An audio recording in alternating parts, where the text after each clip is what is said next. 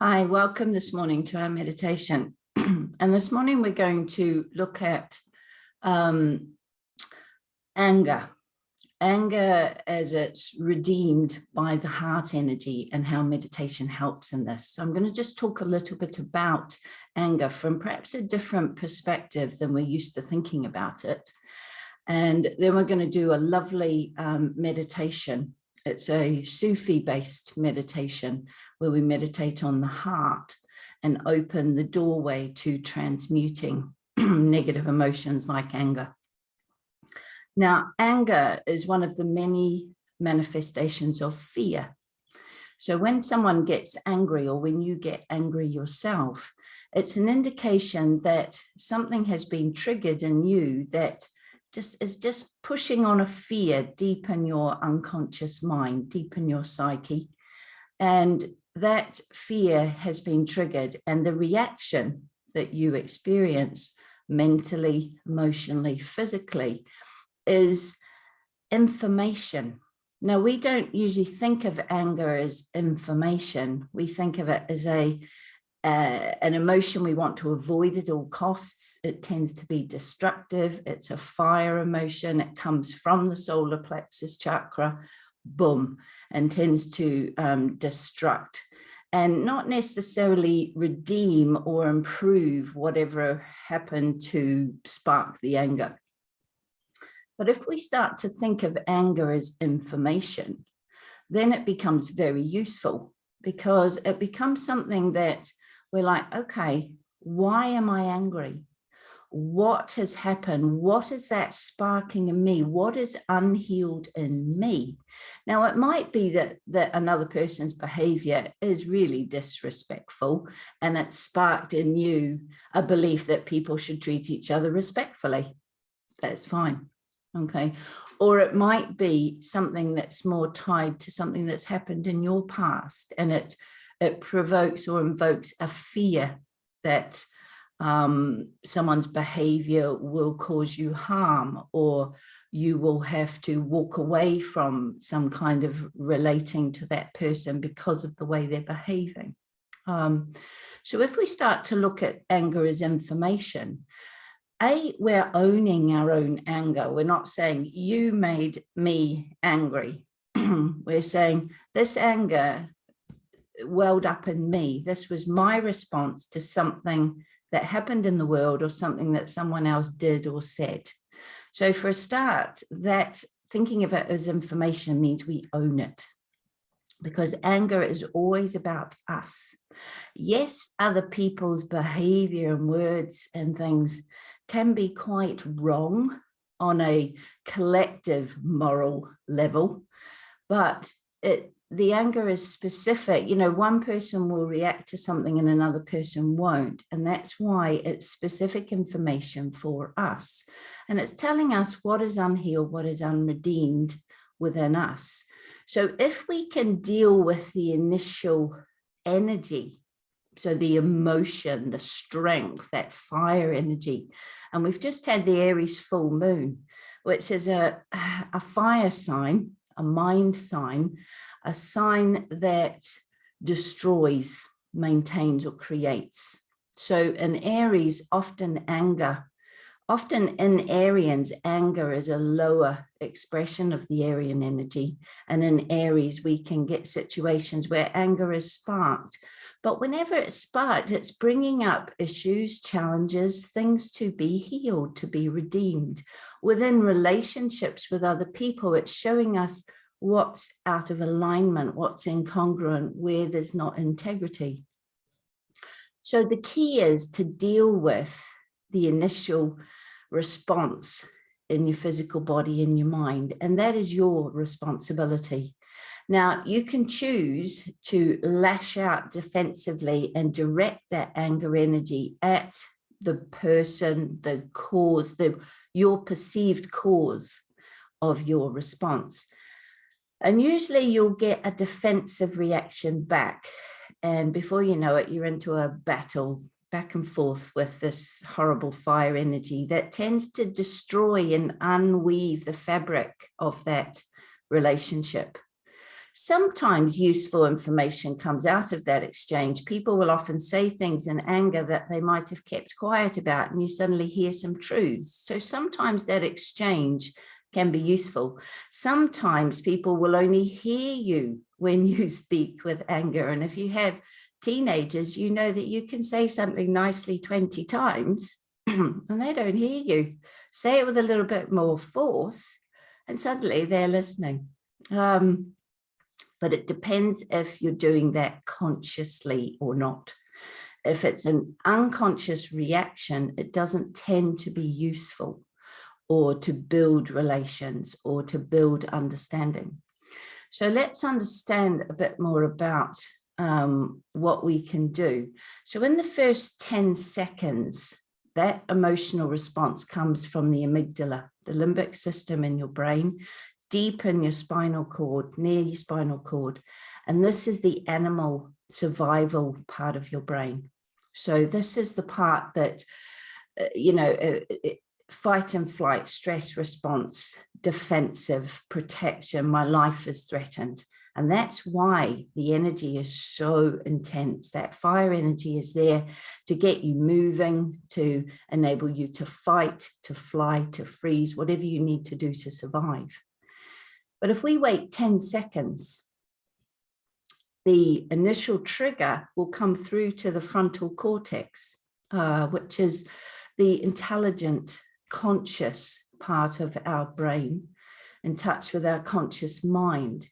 And this part is where we can take stock, perceive it differently. We can, oh yeah, I did do that actually, or they are doing their best, or I need to walk away from this situation, go and deal with this anger and come back and talk to them afterwards.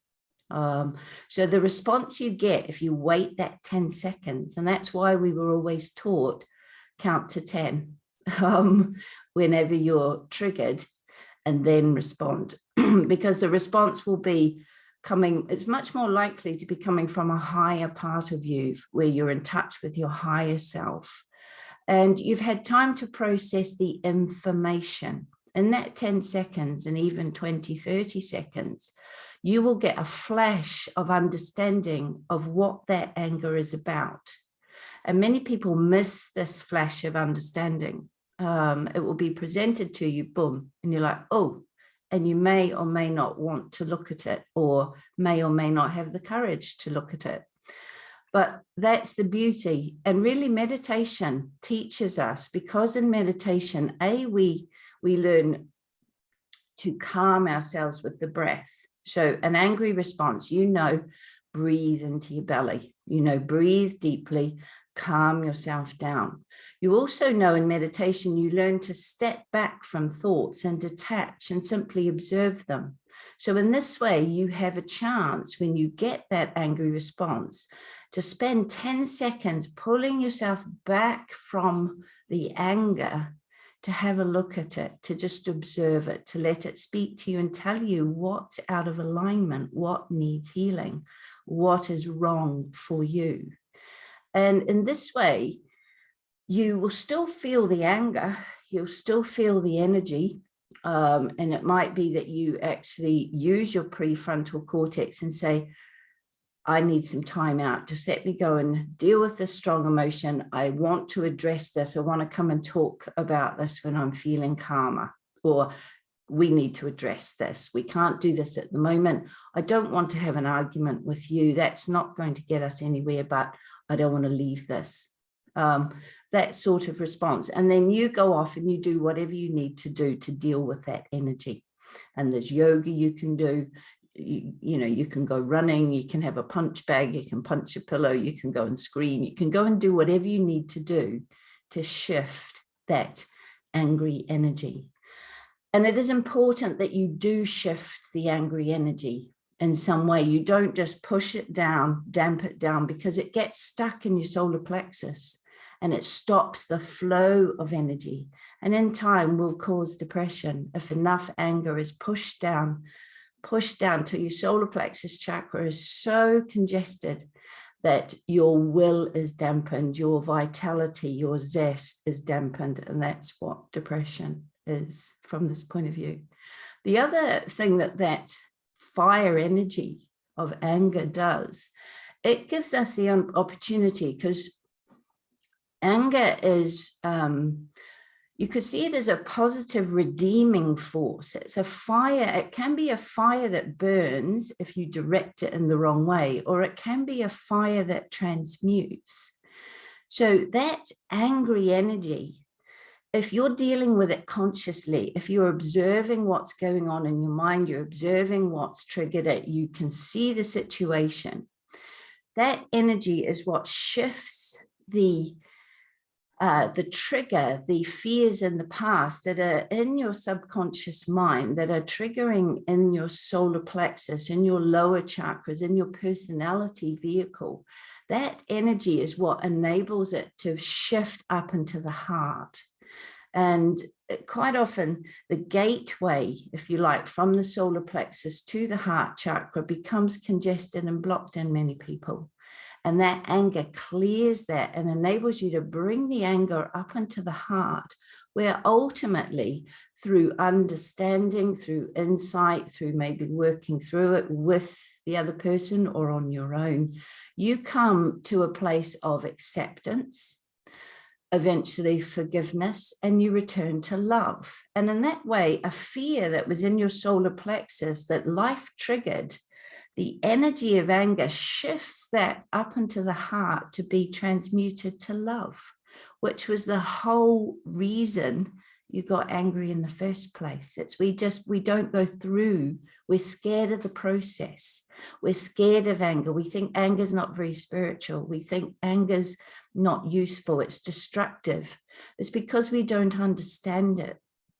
And so we dump it down, we push it down, we don't respond, we push those angry feelings away, thinking they're wrong.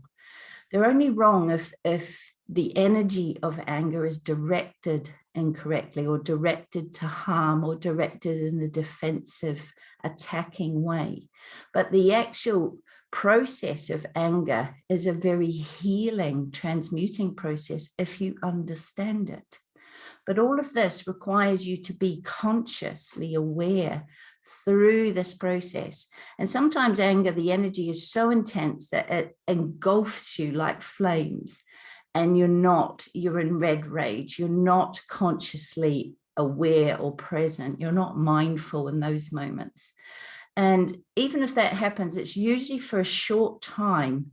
And especially if, like in meditation, you're used to, your mind goes off, you bring your mind back to the focus, your mind goes off, you bring your mind back to the focus. If you're used to that process, you will come back to your consciousness quite quickly. And in that way, you can apologize straight away for the flames, for the outburst. Say, look, I'm really sorry. That was really intense. I need to go and deal with this energy. Can we talk about this when we're both calmer? I apologize for any attack, anything I said. Those words were said in anger. They were not meant. I'd prefer to come and talk when I'm back in my heart. I'm back in myself, back in connection with my truth. And if we name that, if we say that, those words have power. They're like a healing balm to the quite reactive, fiery situation. So in this way, we can see that anger can be information. It can be a positive, transforming emotion if we understand it and if we learn to manage it. And really, I was talking to someone yesterday and I said, really what I feel like I teach people is energy management. If I had a title, that would be what it is. And this is really managing the energy of anger so that you can harness its positive, transformative power, rather than just saying, oh, don't like that emotion. Let's not express that. Because ultimately, if you don't express it, an even greater emotion builds over time, and that's resentment. And also anger unresponse does tend to eat away at our own sense of self, of our self-esteem, of our self-confidence, because we're not honoring ourselves. Anger is triggered when someone has crossed boundaries with us, when they have perhaps really come close or hit on some of our highest values, ideas, and ideals.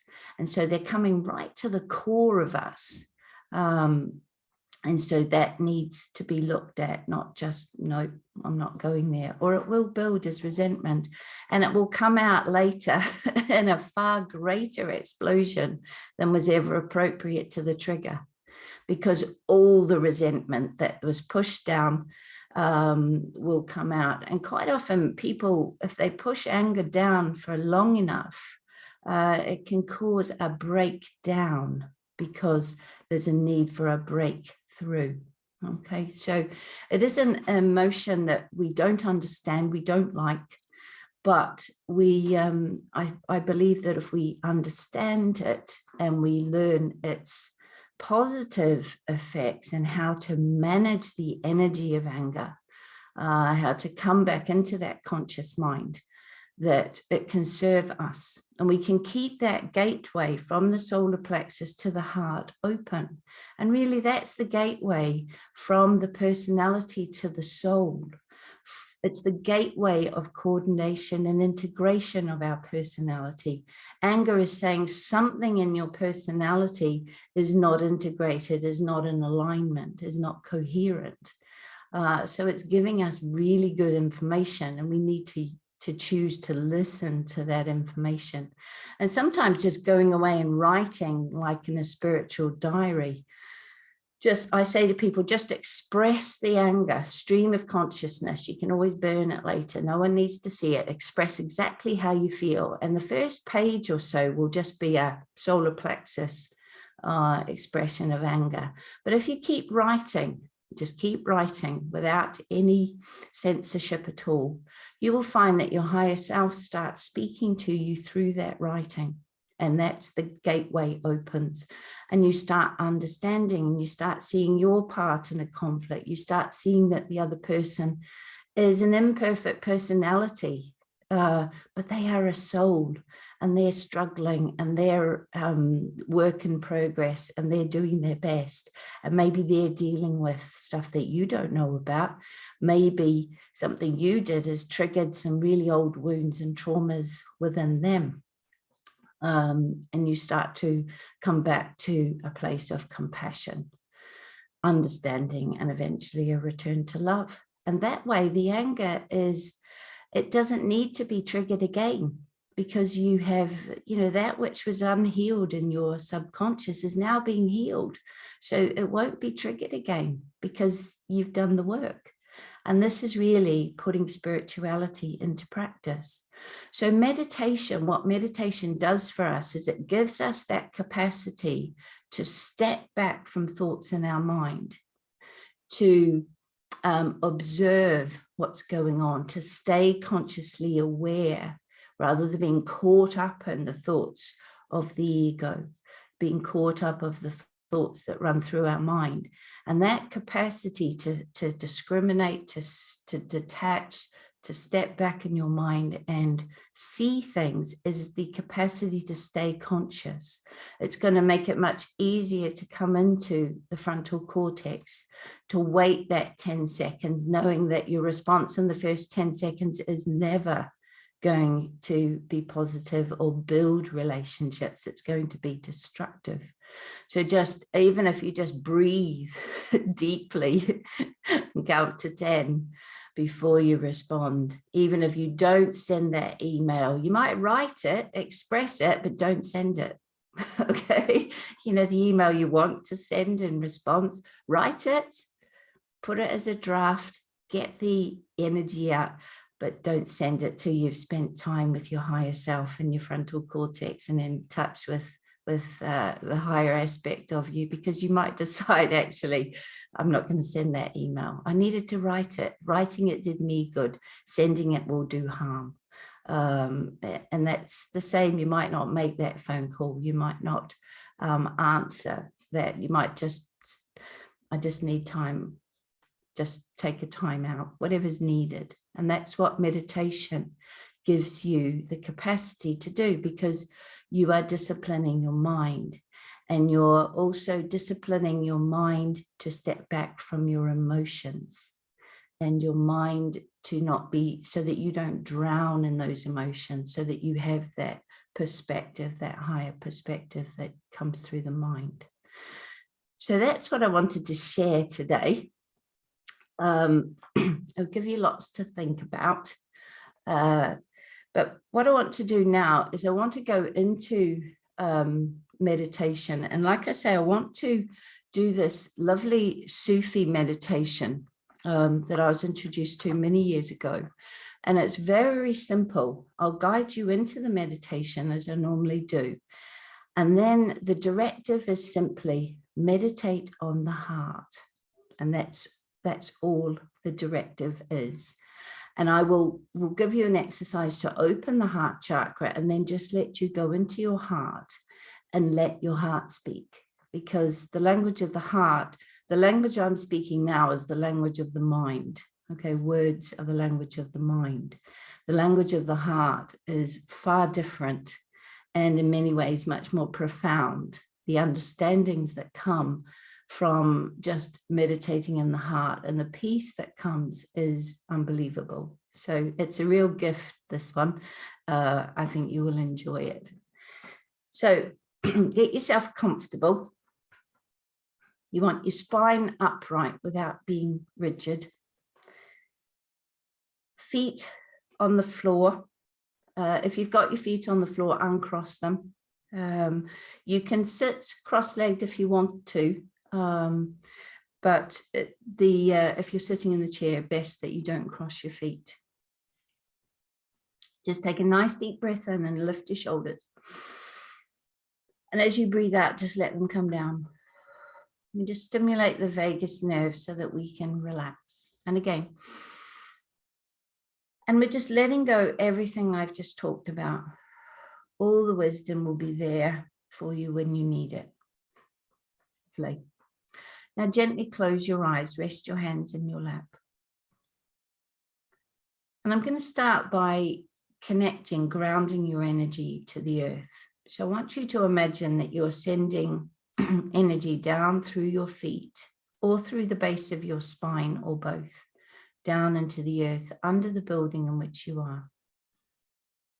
Just connecting to that beautiful energy of Gaia.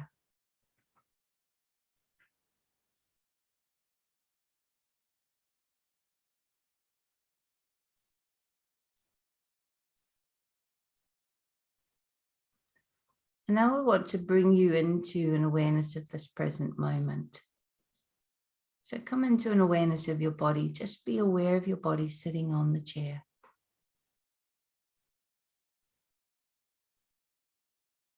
Be aware of the feeling of the clothes on your skin.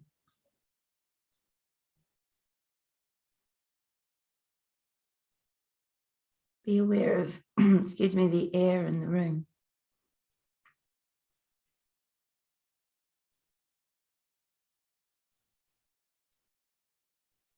And now bring your awareness to your sense of listening.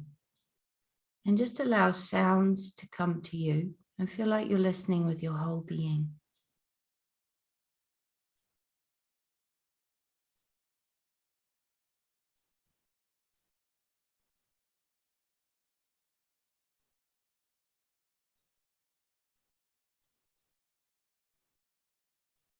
And now let this awareness come to your breath. So you just gently focused on your breath, watching your body breathe in,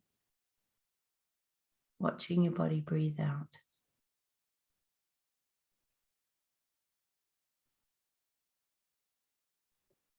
Just keeping a gentle focus on the breath.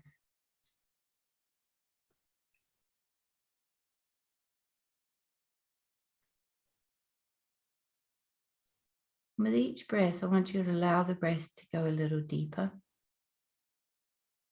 as if you were opening a beautiful space deep inside of you, especially between your sternum and your spine, and then a channel going all the way down into your belly, breathing through any tension, giving your body permission to relax. Ideally, breathe into your belly so that as you breathe in, your tummy fills with air.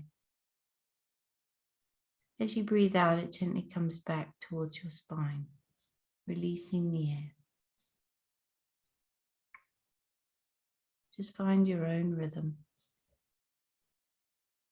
so the breathing feels relaxed and comfortable.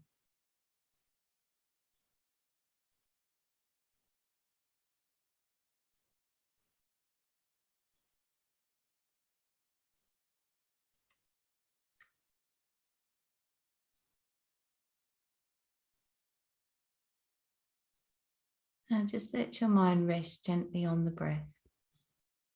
If your mind becomes distracted by thoughts, by physical sensations, by sounds, as soon as you realize, just bring it back to the breath.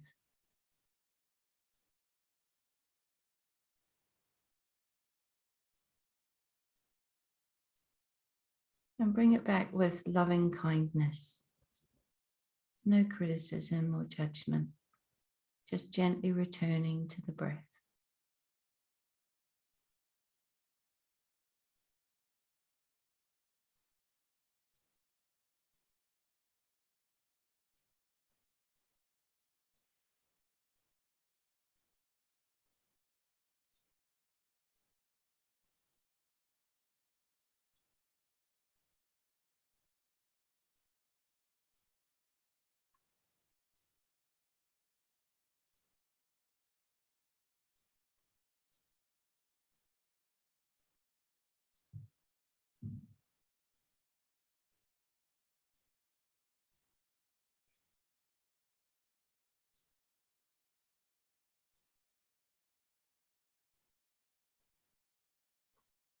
Now just let your awareness rest in the center of your chest, in the area of your heart chakra. And with your mind, I want you to visualize a beautiful lotus blossom.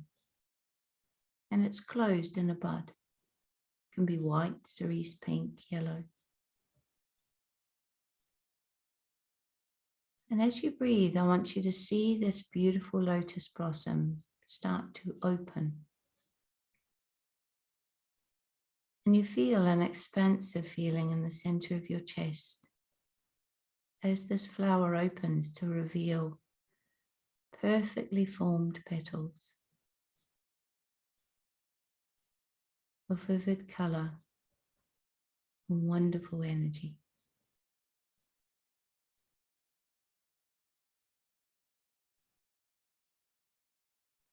And the opening is gentle.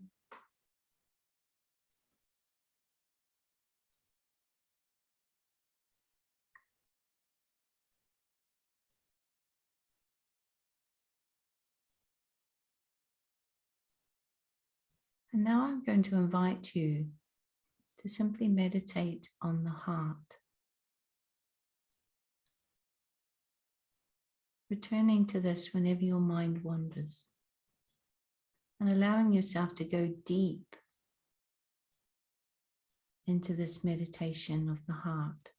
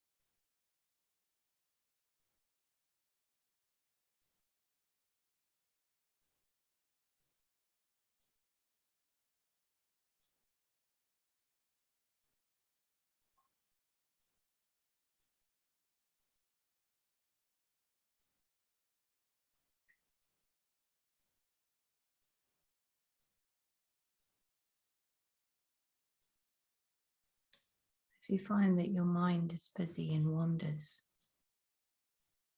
just come back to a connection to the breath. And then as you follow the breath, follow it down into a connection with your heart.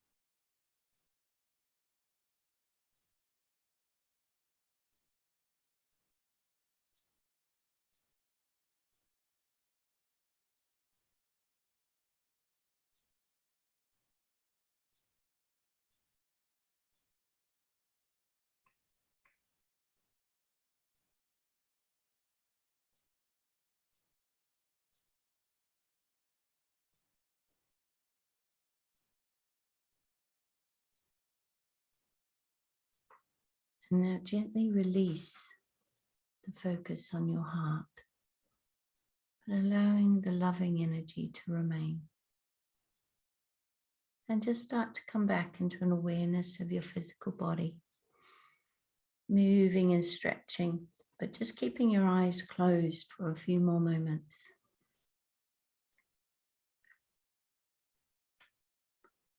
And then I'm going to invite you to open your eyes in a moment, but I want you to open them with awareness so that we're opening our eyes mindfully. And the first moments when you open your eyes, let all your senses be alive to exactly what's going on in this moment for you. So when you're ready, just gently opening your eyes.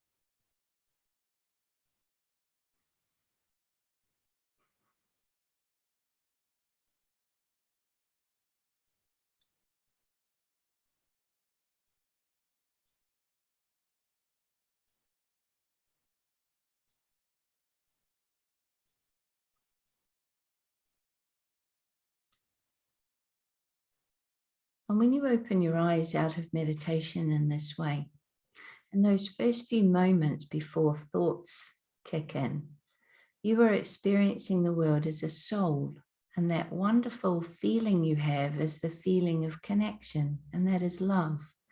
And that is a way to go into your day from your meditation. Now, the one thing that I didn't explain about when I was talking about anger is understanding when someone else becomes angry with you. So when someone is angry with you, it means that you have triggered some kind of fear in them. You've come close to some of their ideals and their values. You may have triggered a memory or an association of childhood, a previous life. You don't know what you've triggered, but you've triggered something. So we can see that person as two things. We can either see them as a personality that has issues and is responding inappropriately and get angry with them, or we can see them as a soul, and we can see them as an imperfect personality who's had some healing come up. And so really, anger is when someone is in fear. And if we see them as someone who some healing has come up, that invokes compassion in us. If someone is sick, if they're ill, if they're healing, they invoke our compassion. And this is the way to not respond to someone else's anger, but to see that they are feeling disconnected. Because we can only ever be in a state of love or a state of fear. And really, fear is just the absence of love. So love is connection. And it's actually the truth. It's the truth of how life is and how we are in truth. Fear is when we experience a disconnection. And fear manifests as sadness, as jealousy, as anger, as resentment, as revenge. There's lots of different manifestations of fear: anxiety, worry, overwhelm, doubt. And so whenever somebody is triggered into a state of fear, they are feeling disconnected. They are feeling disconnected from love, from life, from you. You have done or said something that makes them feel disconnected from you. So really, what our responsibility is, A, to know that their anger is theirs, and their whatever has been triggered is their responsibility. It's not really for us to, we're not responsible for that. It's not for us even really to comment on it, although I'm sure we will. And also to realize that if we can hold a place of compassion, where we just step back like we do in meditation, and we just hold a space and connect as a soul. We let them be angry. We let it play out. We let it express itself. We may need to take ourselves out of that energy and just say, I'm going to leave you with this. I'll talk to you when you've calmed down. If it's a child or a teenager, best thing to do is to give them some space. A child, you may teach them what to do with that angry energy. I would teach them Makrasa, the crocodile, as a yoga posture. Maybe teach them to go and punch a pillow to get the anger out, and then come and talk to them after when they've calmed down. Because usually the anger is replaced by tears. And those tears are tears of release and often realization. And that's when you have the opportunity to reconnect, to return to love, and to build the relationship as a result of what just happened. So when we hold a space for compassion, when someone else is angry, it's one of the hardest things to do and one of the greatest gifts we can give. And it might even be that you say that's what you're doing. I'm not going to react to this now. I'm going to wait and talk to you when you've calmed down. Do whatever you need to do to release this. If it's a complete stranger, the best thing we can do is just send them love and walk away. If it's someone in a supermarket or a car park or something like that, don't respond. Don't get involved. Don't be pulled into the personality drama. As a soul, just honor and walk away.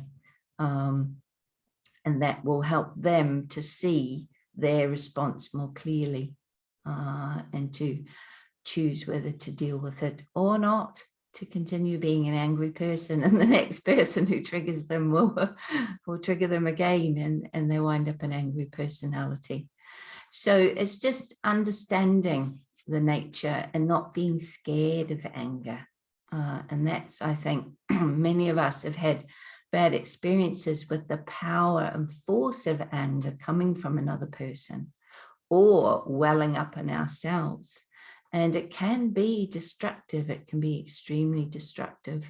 But once we understand it and we realize it's simply an absence of love, love can heal anger always. And compassion is an expression of love. Understanding is an expression of love. Forgiveness is the ultimate expression of love. And that way we can start to build relations with people rather than unravel them. Or we can see an angry outburst, a triggered situation, as a way to build greater intimacy, trust, and strength in the relationship. Because every relationship that is a strong one has gone through those periods of anger, and it has built something really rock solid rather than destroyed. So hopefully that gives you some insights, lots to think about, lots to put into practice. Namaste.